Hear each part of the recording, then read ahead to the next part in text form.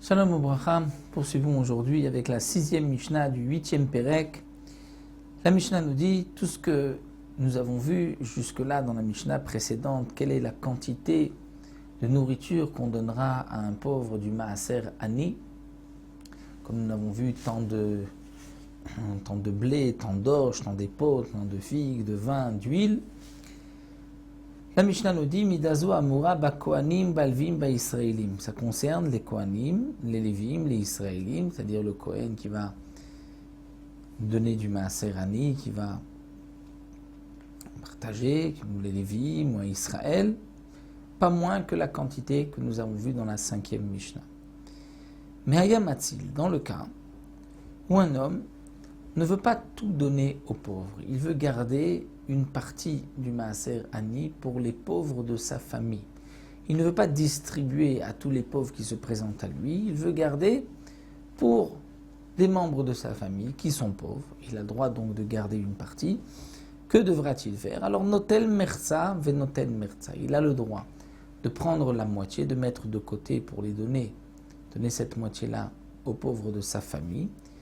Et l'autre moitié qu'il reste, il distribuera aux pauvres, comme nous l'avons vu, en fonction de la quantité qu'on doit donner à chaque pauvre.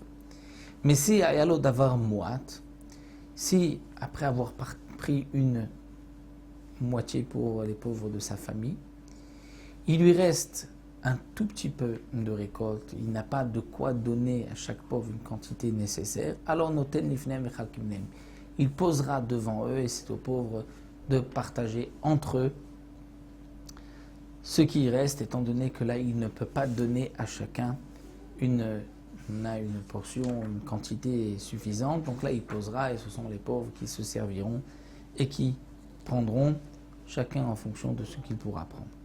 Donc voici ce que la 6e Mishnah nous enseigne. Donc encore une petite Mishnah. Et nous verrons dans la 7e Mishnah, là aussi, qu'est-ce qu'on doit donner aux pauvres lorsque c'est par semaine, le Shabbat, ou le fameux ce qui passe la nuit, ou combien a-t-il de repas, tout ceci nous verrons dans la 7e Mishnah. Qu'est-ce qui est considéré un pauvre? Ce sont les Mishnah de la 7e, la 8e Mishnah qui nous expliqueront qui est considéré comme pauvre pour prendre toutes ces matnot anim, tous ces cadeaux destinés aux pauvres que nous avons vus tout au long de cette Maseret.